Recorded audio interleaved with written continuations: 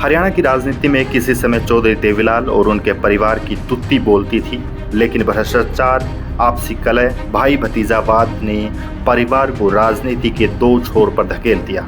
ओम प्रकाश चौटाला के बेटों अजय और अभय की महत्वाकांक्षाओं ने देवीलाल की इनेलो को कमजोर कर दिया। अजय चौटाला ने अलग होकर जन नायक जनता पार्टी बनाई और उनकी कमान अपने बेटे दुष्यंत चौटाला को सौंप दी।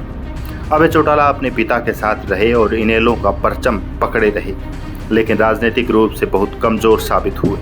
हरियाणा में साल 2019 विधानसभा चुनाव के बाद जननायक जनता पार्टी नेता दुष्यंत चौटाला किंग मेकर बनकर उभरे थे।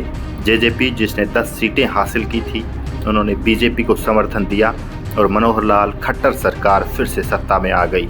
बदले में दुष्यंत को उप मुख्यमंत्री पद और 2 मंत्री पद मिले। फिर लोकसभा चुनाव आए।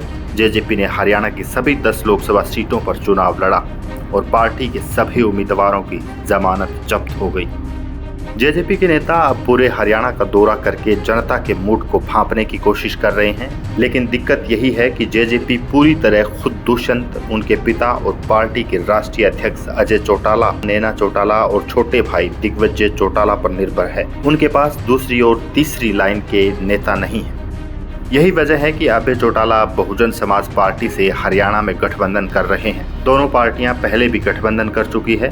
हरियाणा में लोकसभा चुनाव में एक भी सीट नहीं जीत पाने वाले इंडियन नेशनल लोकदल ने विधानसभा चुनाव के लिए इनेलो और बहुजन समाज पार्टी के बीच गठबंधन हुआ है। इस गठबंधन के तहत आगामी विधानसभा चुनाव में इनेलो 53 तो बीएसपी 37 सीटों पर चुनाव लड़ेंगे। साल 2018 में इनेलो और बीएसपी ने मिलकर चुनाव लड़ा था।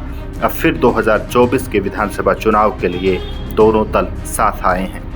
बहरहाल राजनीतिक रूप से कभी कोई नेता या दल खारिज नहीं होता है, लेकिन हरियाणा में अभय चौटाला की इनेलो, दुष्यंत चौटाला की जेजेपी और मायावती की बसपा का कोई चमत्कार ही उनके दम पर खड़ा कर सकता है। चौटाला परिवार अगर एक हो जाए तो शायद वे प्रदेश की राजनीति को प्रभावित कर सकते हैं। अब देखना होगा कि विधानसभा चुनाव में ये गठबंधन कैसा नतीजा निकलवा पाता है।